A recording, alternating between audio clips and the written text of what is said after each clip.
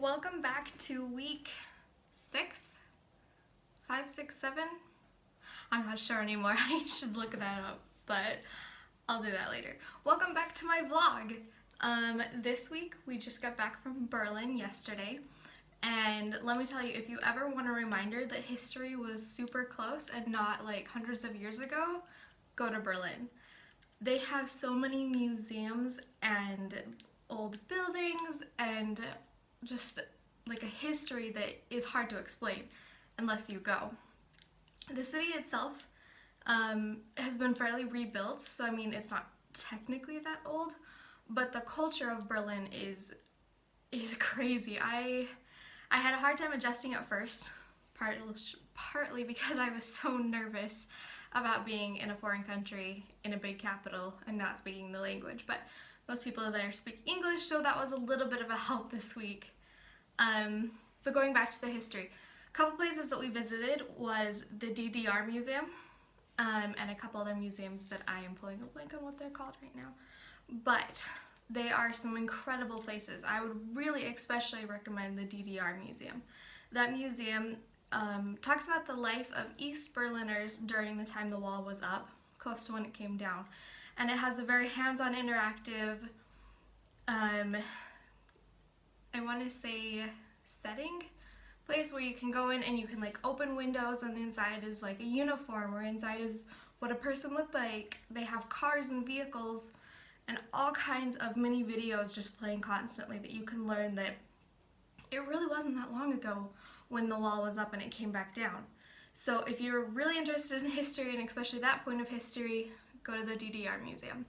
I also dragged a couple of friends through some of the older museums where they had a lot of Greek and Roman history, a lot of jars, and of course naked statues, so that was really fun, but not quite the Berlin history that you'd think of. They also have sections of the wall that are still up.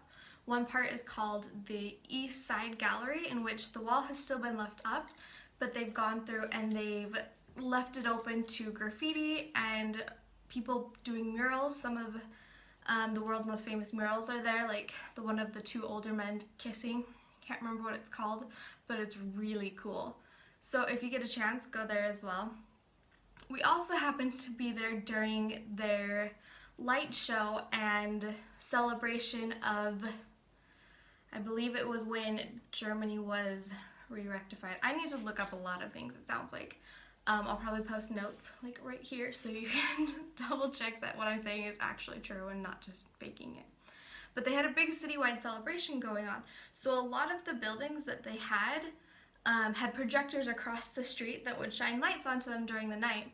So as you walked down some of the main larger roads, the buildings had like fish around them. One of them, the Brandenburg Gate is the biggest one that we went and saw, had a really cool long like video series that they posted that had like emojis and lighting, and they had like hands drawing on the gate.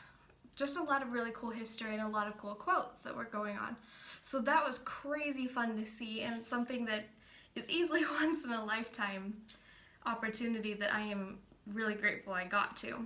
So that was super fun. We got to meet up with a couple other students who aren't attending our school.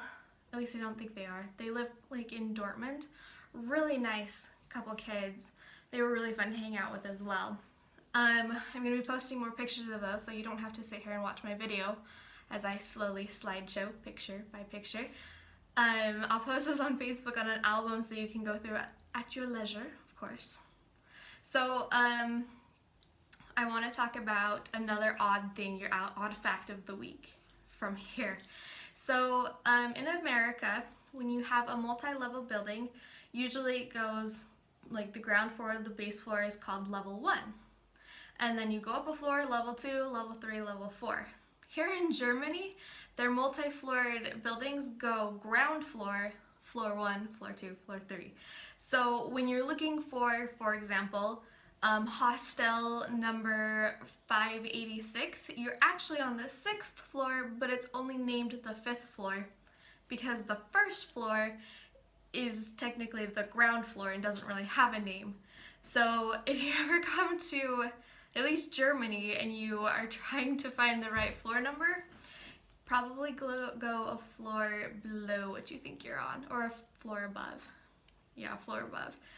It's really kind of confusing, but it's been fun to figure out. So, for example, here at the dorms, I'm technically a third level apartment, but my floor level is called floor 2.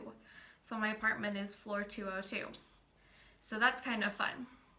Embarrassing fact for the week. So I'm still learning how to say a lot of the common phrases here in Germany, like one of them is Entschuldigung, and that's Entschuldigung, and that is please excuse me.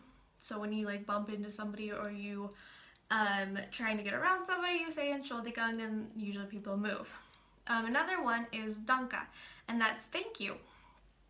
And as I was navigating crowds in Berlin, because it was super packed, I ran into this poor little old man and immediately looked at him and went, Danke! And he looks at me like, okay. And it took me a second to go, that's not German for please excuse me, that's thank you. And so I finally like managed to stutter out Entschuldigung, and he just kind of like waved at me like, okay, crazy person, like you're white, you're probably American. That's not true, but it was really embarrassing, and all of the students were around me and watched me run into this poor little old man and tell him thank you for running into me. So that was super fun. I'm slowly learning. I've got a lot of great resources here, from the students who came to America last year, to some family members who lived here for a couple years, to friends and other connections all over the world, people who are constantly giving me advice. One of the best pieces of advice that I have gotten, at least this week, and something that I'm trying to keep in mind with everything that I do, is stop comparing. And that's stop comparing what you expect to what it is here. Like, I came here almost expecting another version of America with just a little bit more history. And I obviously went through some great culture shock. So my advice this week to everyone out there as well is stop comparing. Stop comparing yourself. Stop comparing what you think you know to what actually is out there. Because the world is so different, and it really will change you if you just stop comparing things. So thank you all. I hope that you will check out my Facebook album and see kind of the fun stuff that we did this week. If not, that's okay, and I'll see you next week. Bye!